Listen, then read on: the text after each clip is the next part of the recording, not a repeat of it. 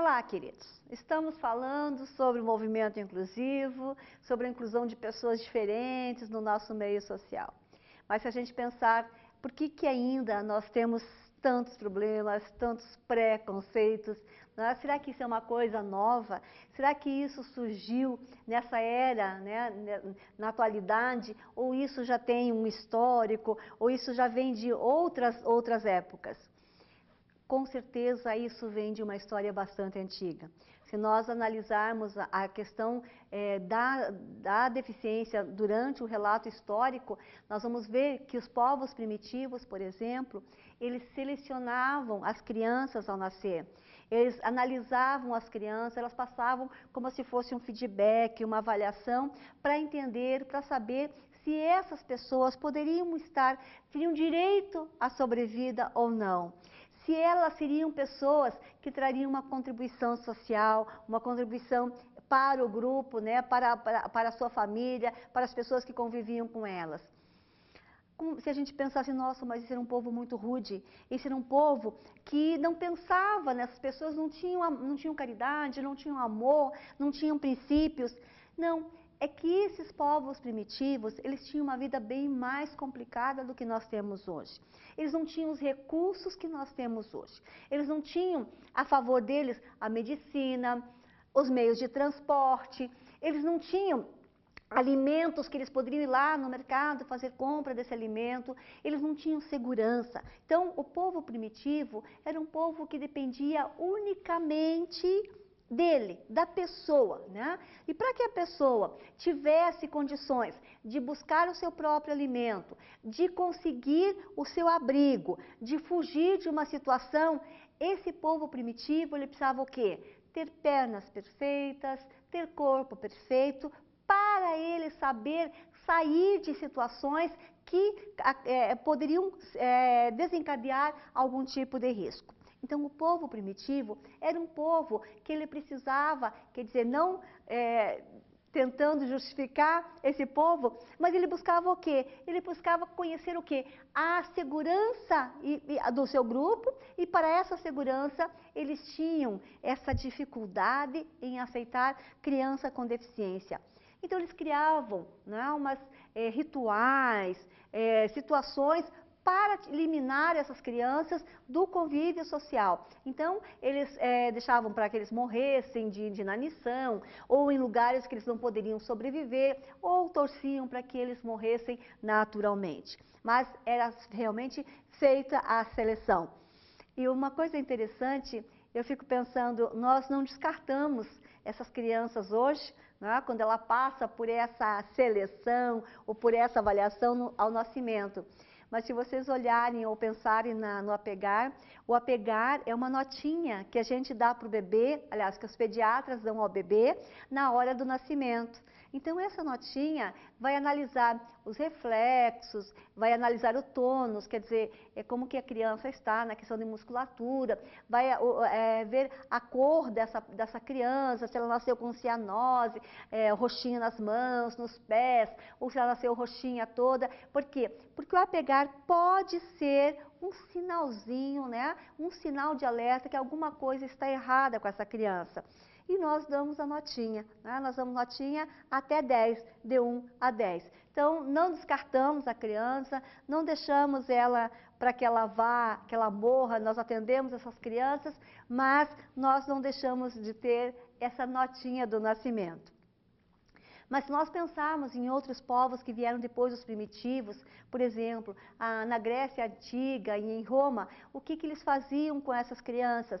Eles esperavam que essas crianças tivessem condições, por exemplo, de defender o seu povo. Então, principalmente na civilização grego-romana, eles buscavam o quê? Seres perfeitos, seres sadios. Eles não tinham dificuldade para entender que uma criança que tinha uma deficiência poderia ter, por exemplo, inteligência.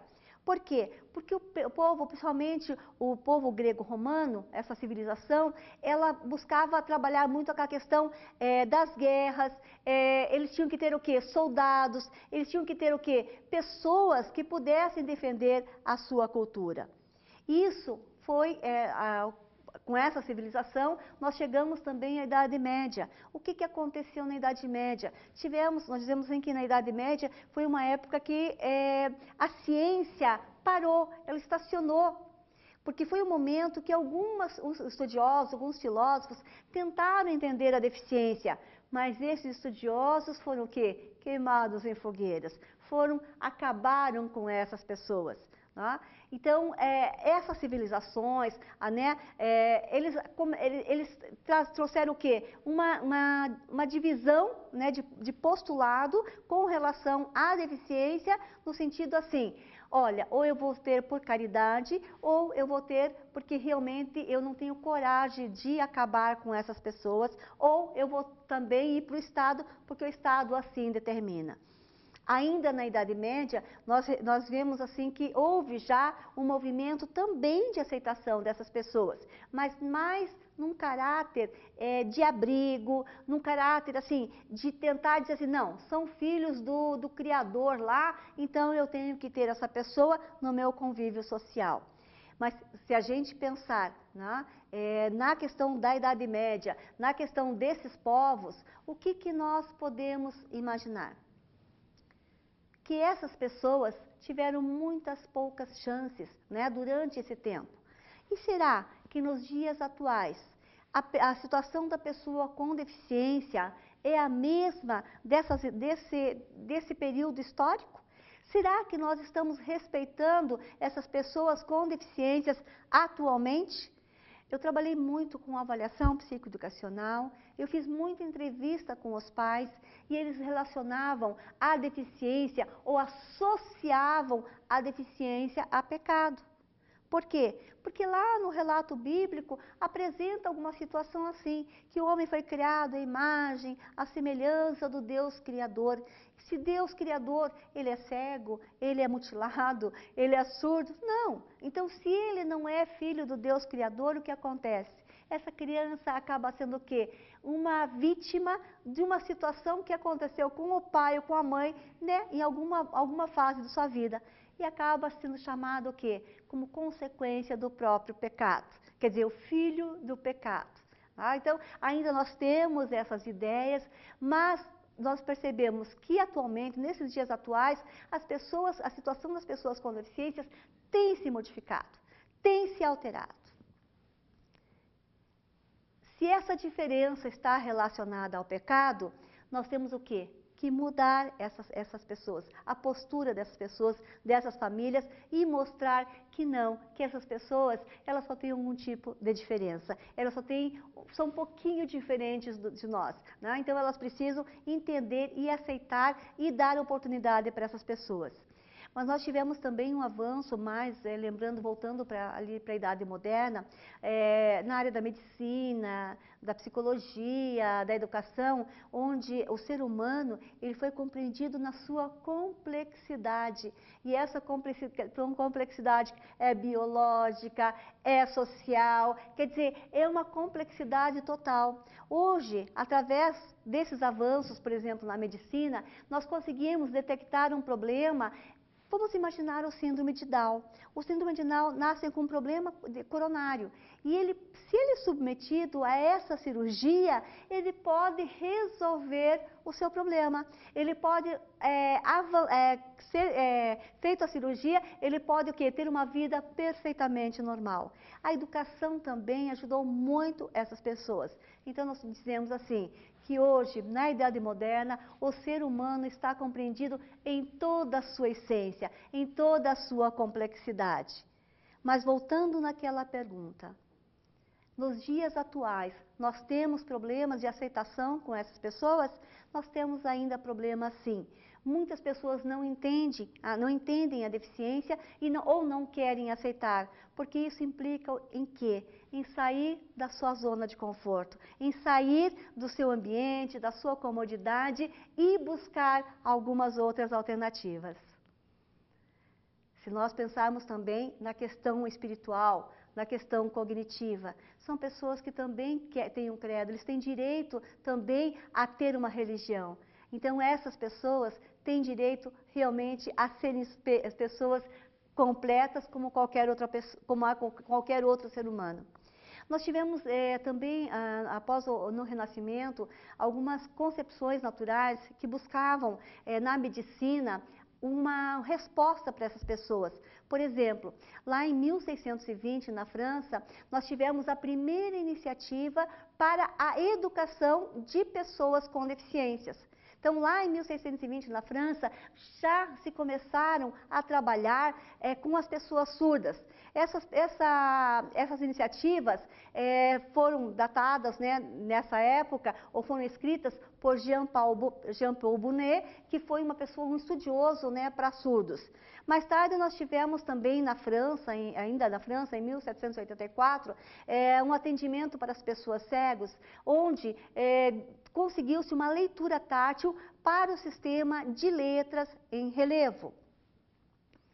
Mais tarde, em 1834, nós tivemos uma pessoa maravilhosa, que foi o Louis Braille. Ele criou um sistema de leitura e escrita por caracteres que são feitos em relevo. Até hoje, a pessoa cega consegue ler com muita facilidade por esse sistema Braille. E em 1857, nós já temos o quê? A primeira fundação, que foi por Dom Pedro II, onde ele criou o Instituto Imperial dos Surdos, né, e na época chamava mudos ainda, hoje nós sabemos que o surdo não é mudo, mas esse instituto se chama hoje Instituto Nacional de Educação de Surdos. Depois, em 1874, nós tivemos em Salvador um hospital, né, que começa com o tratamento, ainda eles falavam de deficientes mentais, mas na verdade é um tratamento para deficiência intelectual. Prosseguindo, nós tivemos lá em 1989 uma convenção fantástica, que foi uma convenção sobre os direitos das crianças. Bom, essa convenção foi promovida pelas Nações Unidas. E depois disso, em 1990, nós já tivemos uma conferência em Jomtien, na Tailândia, que é uma conferência que diz assim, educação para todos. O tema dessa conferência era a educação para todos indistintamente. Na verdade, essa conferência, ela foi chamada como um marco, né, para o Ano Internacional da Alfabetização. Foi-se trabalhado bastante essas questões, não só de pessoa com deficiência, como pessoas sem deficiência. Então, lá em Jomtien, na Tailândia, teve como meta primordial a revitalização do compromisso de educar todos os cidadãos do planeta. Porém, anterior a essa, nós tivemos um processo preparatório que incluiu algumas reuniões regionais, como a de Quito, no Equador, como em alguns países latino-americanos, e onde a Unesco se destacou, né, como uma pioneira também no Brasil para trabalhar a diversidade das minorias. E, particularmente, a Unesco também trabalhou a questão do analfabetismo, da mulher, que acho que era um dos índices maiores que tinha de analfabetismo, né? Também ele trabalhou sobre um discurso pedagógico, sobre a equidade, né? Falava-se muito na época em igualdade de oportunidades. A partir daí, né, dessa conferência, passou a trabalhar-se com a categoria de equidade. Só para você ter uma ideia, equidade é o contrário de iniquidade, né? Assim como igualdade de desigualdade. Então, equidade é de iniquidade. Então, imagine como é forte essa palavra. Nós também tivemos, assim, nessa história, a Unicef, que enfatizou a educação integral e as necessidades e deu também um novo enfoque nessa conferência de Jomtien. Então, onde ela entendeu que a educação não mais é identificada apenas como escolaridade, mas ela tem uma conotação muito maior, muito mais qualitativa. Ela aborda o quê? Uma qualidade de vida, de nutrição e de saúde. Então, saiu somente do aspecto educacional e teve uma abrangência maior. E nós estamos com esses documentos que vocês podem acessar e ter mais informações. Até o nosso próximo encontro.